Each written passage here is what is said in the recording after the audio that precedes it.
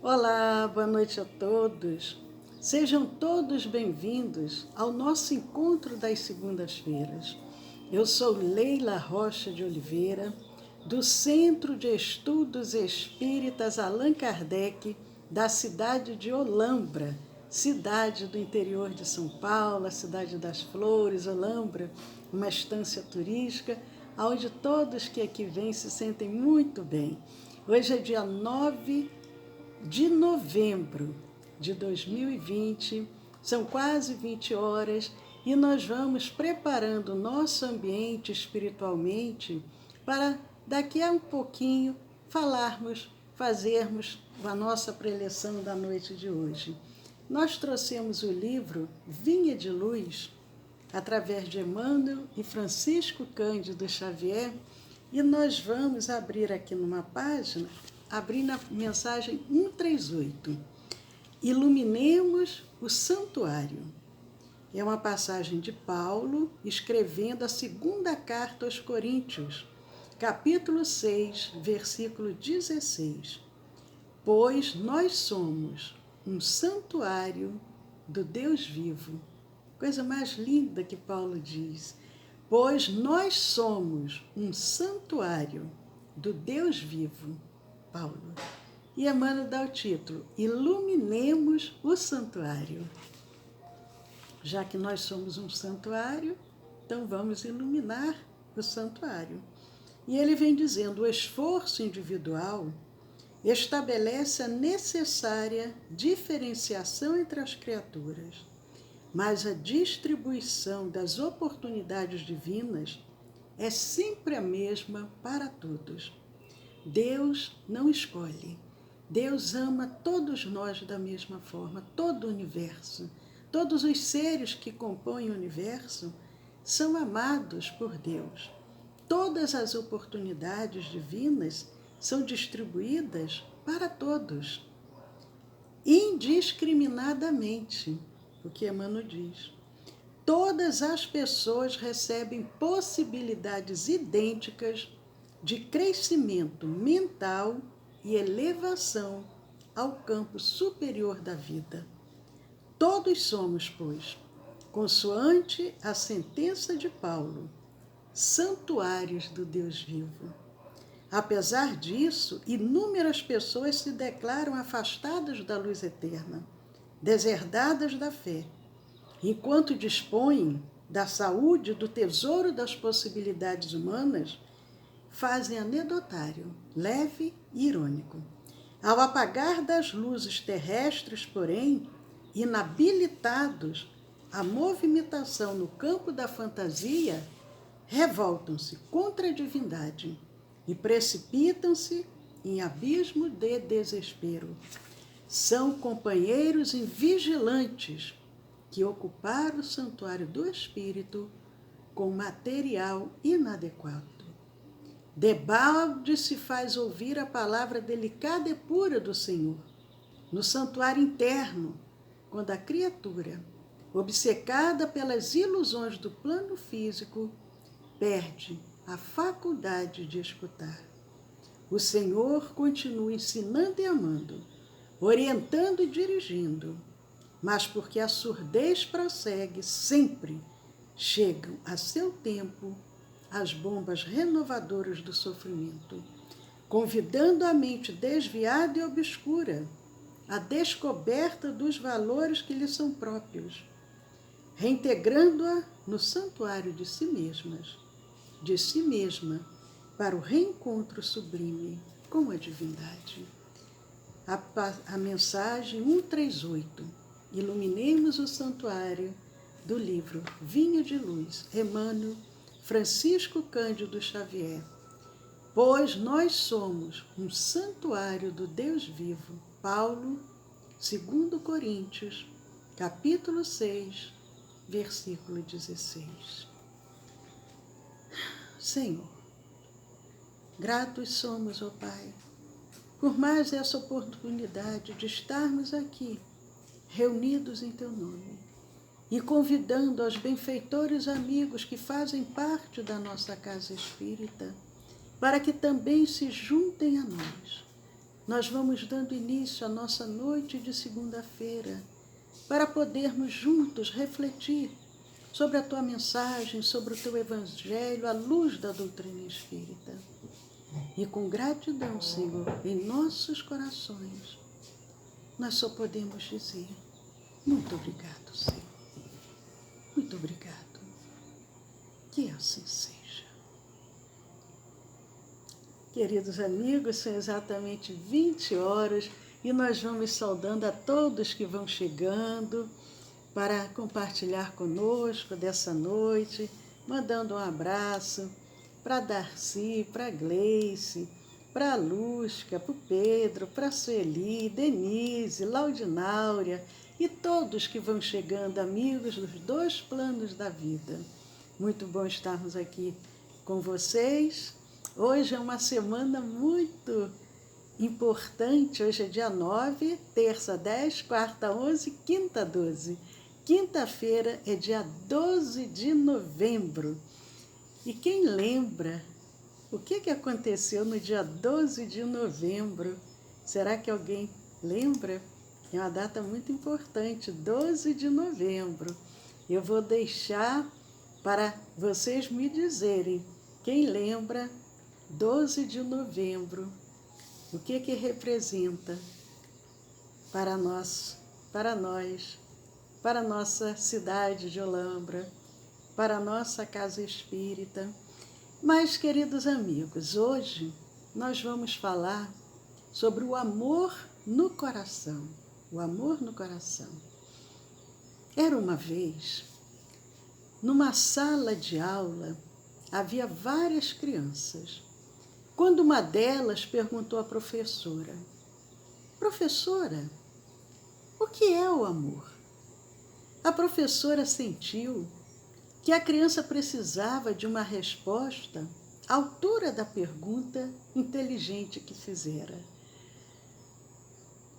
Como já estava quase na hora do recreio, a professora pediu que cada aluno trouxesse o que mais despertasse nela o sentimento do amor. As crianças saíram apressadas e, ao voltarem, a professora disse: quero que cada um mostre o que trouxe consigo. A primeira criança disse: professora, eu trouxe uma linda flor, não é linda? A segunda criança falou: eu trouxe esse filhote de passarinho. Ele havia caído do ninho junto com outro irmão. Não é uma gracinha? E assim, as crianças foram colocando o que tinham trazido e explicando.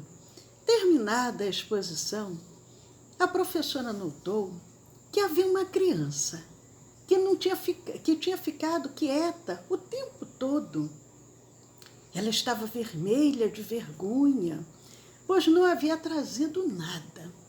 A professora se dirigiu a ela e perguntou: meu bem, por que você não trouxe nada?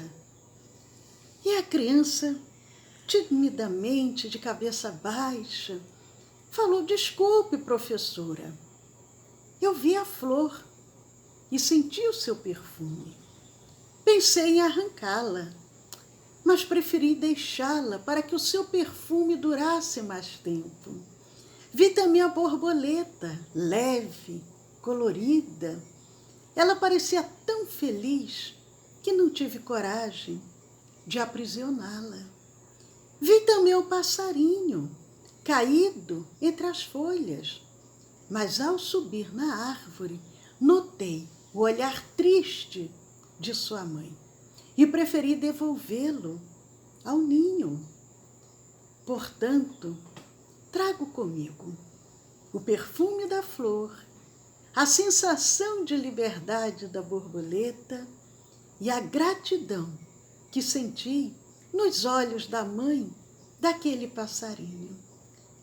Como posso mostrar o que trouxe? A professora agradeceu a criança e lhe deu nota máxima, pois ela fora a única que percebera que só podemos trazer o amor no coração. O amor no coração é o nosso tema da noite de hoje. E nós vamos saudando aos queridos amigos que vão chegando. Amor. Essa palavra amor, ela vem do latim amore.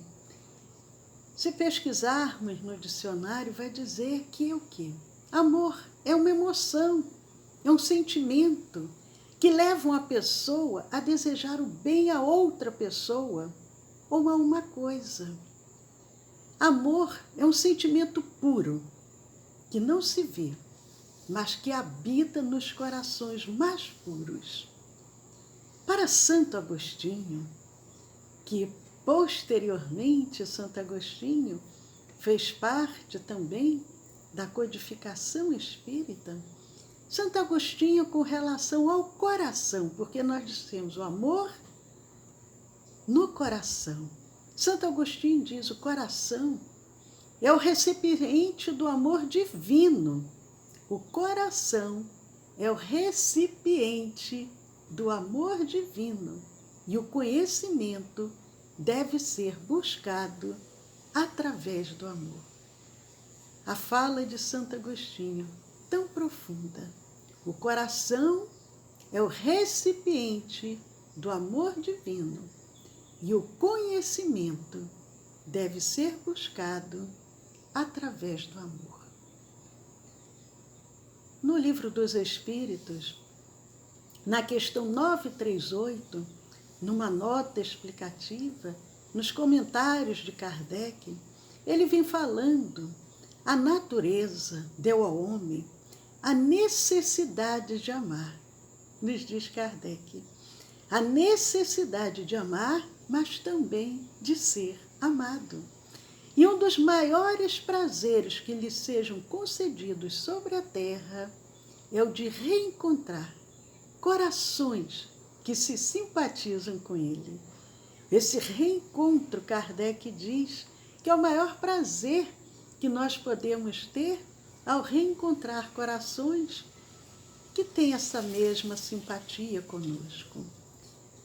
O que lhe dá as premissas, diz Kardec, um ponto de partida de uma felicidade que lhe está reservada no mundo dos espíritos perfeitos, onde tudo é amor e benevolência. É um prazer, o amor é um prazer que é negado aos egoístas. Paulo, na primeira carta que ele escreve aos Coríntios, no capítulo 13, versículos 1 a 13, ele nos traz um dos mais belos cânticos sobre o genuíno amor. E nós vamos nos basear num texto de Silvia Helena Visnadi Pessinda, que foi publicado em A Luz do Espiritismo, quando ela vem comentando sobre essa primeira epístola aos Coríntios e quando Paulo vem falando sobre esse genuíno amor. E começa assim, a maioria conhece, inclusive é muito falada, às vezes, até em casamentos, e ele diz: ainda que eu fale as línguas dos homens e dos anjos, se eu não tiver amor, serei como bronze que soa, ou como símbolo que retine. Ainda que eu tenha o dom de profetizar e conheça todos os mistérios e toda a ciência, ainda que eu tenha tamanha fé a ponto de transportar montanhas, se não tiver amor, nada serei. E ainda que eu distribua todos os meus bens entre os pobres, e ainda que entregue o meu próprio corpo para ser queimado, se não tiver amor, nada disso se aproveitará. E Paulo continua dizendo: o amor é paciente, é benigno, o amor não arde em ciúmes, não se ufana, não se ensoberbece, não se conduz inconvenientemente, não procura os seus interesses, não se exaspera, não se ressente do mal, não se alegra com a injustiça, mas regozija-se com a verdade. Tudo sofre, tudo crê, tudo espera, tudo suporta. Essa belíssima mensagem de Paulo,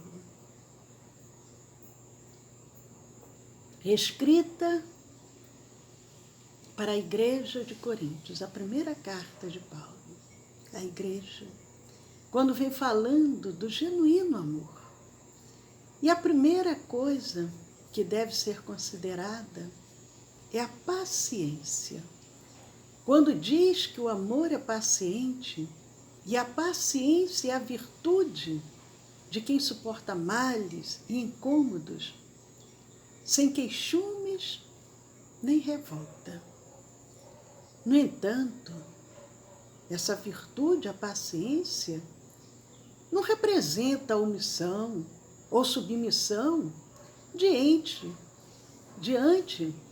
das inconvenientes atitudes alheias. Não podemos achar que paciência é permitirmos tudo. Não. Mas permite o quê? A pessoa sustentar a serenidade e a firmeza na conduta de qualquer relacionamento, até mesmo naqueles marcados por sérios conflitos. Tem um ditado que diz: quando não quer, dois não brigam.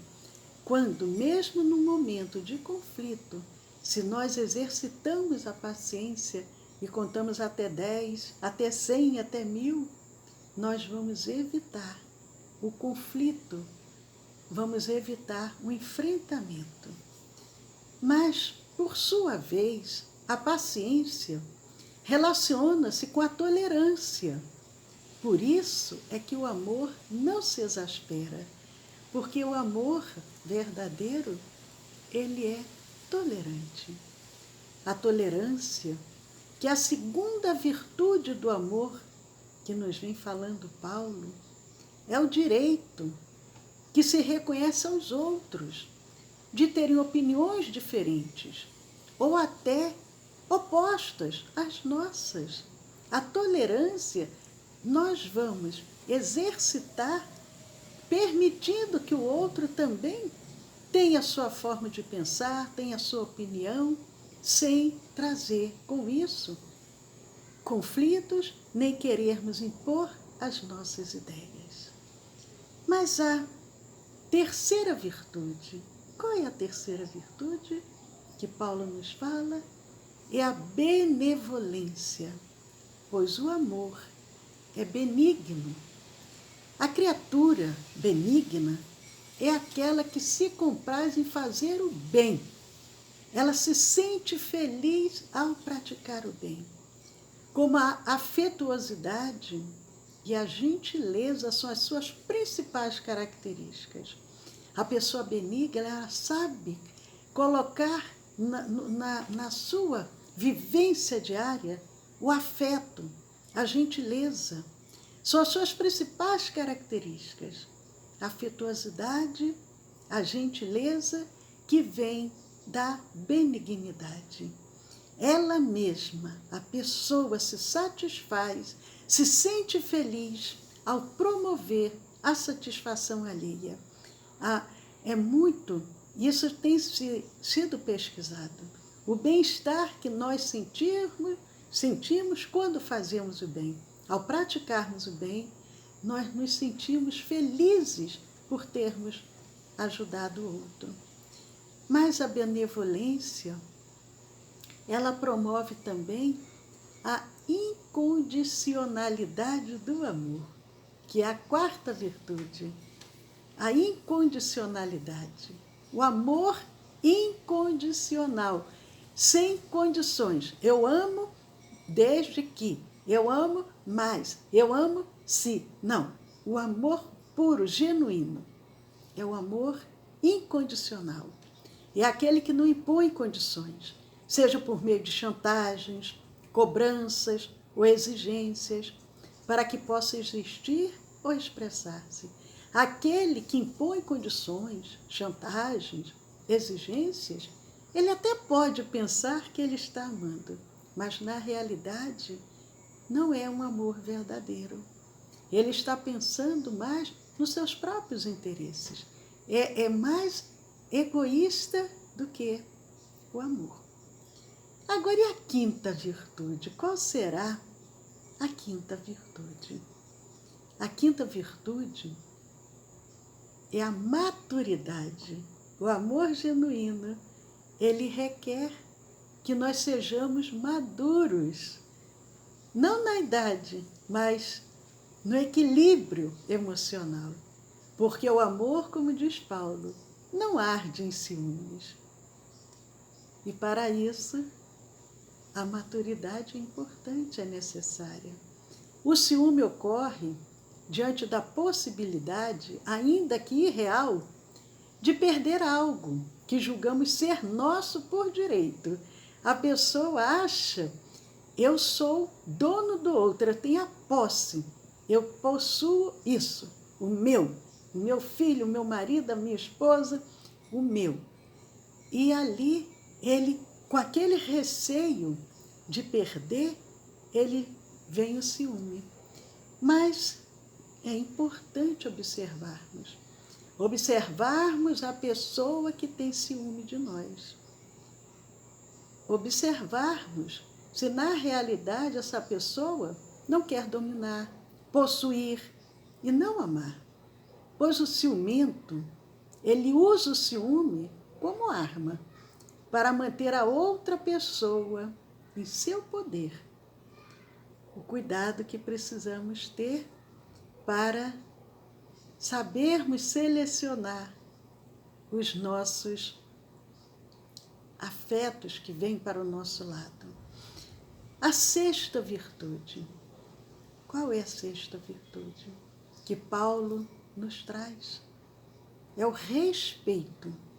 O respeito seria a sexta virtude para desenvolvermos o amor verdadeiro, o amor genuíno. Porque o amor, diz Paulo, o amor não se conduz inconvenientemente. Em nome do amor, não temos o direito de invadir a privacidade do outro, de cercear-lhe a liberdade. Então, a sexta virtude é o respeito. Precisamos, por mais intimidade que já tenhamos no relacionamento, mas sabermos até que ponto nós podemos ir.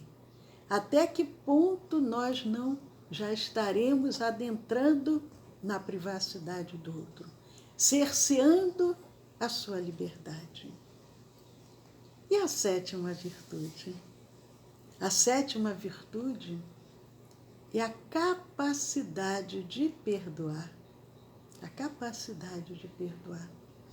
Porque Paulo ensina, o amor não se ressente do mal. O amor não se ressente do mal. A capacidade de perdoar. Jesus nos ensinou quando Pedro pergunta, mestre, quantas vezes devemos perdoar? Até 7?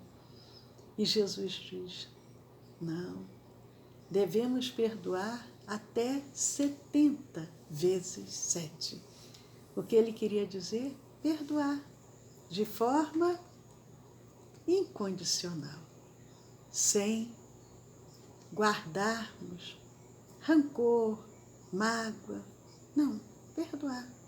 O amor não se ressente do mal. E a oitava virtude? A oitava virtude também é muito importante, mas voltando até um pouco ainda nessa sétima, porque quantos já conseguem perdoar? O perdão, ele precisa ser praticado, mas de forma integral. Quando nós dizemos, eu perdoo, mas não quero ver mais na minha frente Eu perdoo, mas se acontecer alguma coisa de ruim e a pessoa vibra, fica feliz porque viu que o outro sofreu, que o outro foi prejudicado, ele não tem ainda a capacidade de perdoar. Mas a oitava virtude é a lealdade num amor verdadeiro. Paulo nos ensina, o amor não se alegra com a injustiça, mas regozija-se com a verdade. O amor não se alegra com a injustiça, mas regozija-se com a verdade. A pessoa leal é ética em tudo o que sente, pensa e faz. A pessoa leal é ética em tudo o que sente, pensa e faz. Suas atitudes estão sempre alicerçadas na honestidade, na sinceridade e, acima de tudo, na fidelidade. E por fim, a nona virtude. Qual seria a nona virtude? Para ser um amor verdadeiro, um amor genuíno.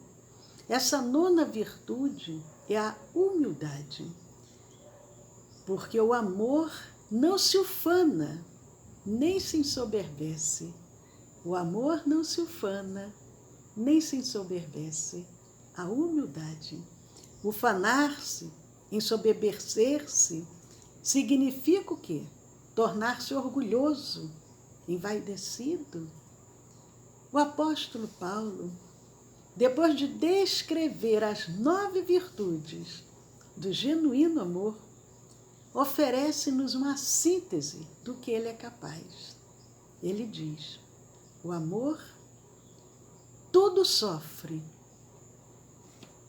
Paulo nos descreve dizendo do que é capaz o amor. Tudo sofre, tudo crê, tudo espera, tudo suporta, tudo sofre, tudo crê, tudo espera, tudo suporta. Por isso que dizem que o amor de mãe é o amor que se aproxima mais do amor de Deus. Logicamente que sabemos que um espírito que ainda esteja com a sua mente em desalinho, ele ainda não consegue ter esse sentimento dessa forma. Mas uma mãe, ela tem esse amor. Tudo sofre, tudo crê, tudo espera, tudo suporta. Esse é um amor que se aproxima bastante do amor de Deus. Mas Pedro, já não é Paulo, Pedro, no capítulo 4, versículo 8, ele diz, acima de tudo, porém, tende amor intenso uns para com os outros, porque o amor cobre a multidão de pecados. Linda essa passagem que está lá no Evangelho, Pedro 4, 8. Tende amor intenso uns para com os outros, porque o amor cobre a multidão de pecados. E em João, no Evangelho de João, no capítulo 13, versículo 34, tem uma passagem quando Jesus se manifesta dizendo, prestem atenção, que coisa mais importante que Jesus fala e que João transcreve. Um novo mandamento vos dou, um novo mandamento vos dou, que vos ameis uns aos outros, assim como vos amei, que também vós ameis uns aos outros. O mandamento, um novo mandamento, porque Jesus, ele havia ensinado antes, amai a Deus sobre todas as coisas e ao próximo como a si mesmo. Nisto está toda a lei e os profetas. E mais adiante, já próximo da sua partida, aí ele dá um novo mandamento. Ele diz que vos ameis uns aos outros, assim como vos amei, que também vos ameis uns aos outros. Então Jesus agora ele propõe que nós devemos ter o mesmo amor para com o outro, o mesmo amor que Jesus tem por nós. É um grande desafio, mas é um mandamento que ele nos legou e que está em João, no capítulo 13, versículo 34. Mas, queridos amigos, encerrando a nossa reflexão da noite, sejamos como a criança da história, que percebeu que só podemos trazer o amor no coração. E desejando paz a todos, uma ótima semana, com muito amor no coração. E eu vi que a Gleice respondeu, aproveitando, mandando um abraço para, acho que é Camilinha, mas a Gleice respondeu, deixa eu ver se mais alguém aqui acertou, porque a Suzy, muito bem, Pedro, estão de parabéns, a Gleice acertou, o Pedro acertou, a Suzy acertou, a Denise acertou, muito bom. Fiquei feliz que vocês lembraram, é isso mesmo. 12 de novembro de 2012. 12 de novembro de 2012 foi a fundação da nossa Casa Espírita, uma segunda-feira, a primeira palestra da nossa Casa Espírita, 12 de novembro de 2012, completando 8 anos, quinta-feira agora, a fundação da nossa casa, com os benfeitores amigos, sempre dando toda a sustentação, todo o amparo, sem nunca ter tido nenhuma interrupção, e eles sempre ali, nos auxiliando, sempre à frente, para que todos os trabalhos desenvolvidos sempre fossem com muita segurança, com muita muita proteção espiritual. Mas, queridos amigos, que a doce paz de Jesus permaneça no coração de cada um de vocês. Na próxima segunda-feira estaremos aqui com mais uma reflexão para as nossas vidas. Paz a todos, foi muito bom estarmos juntos.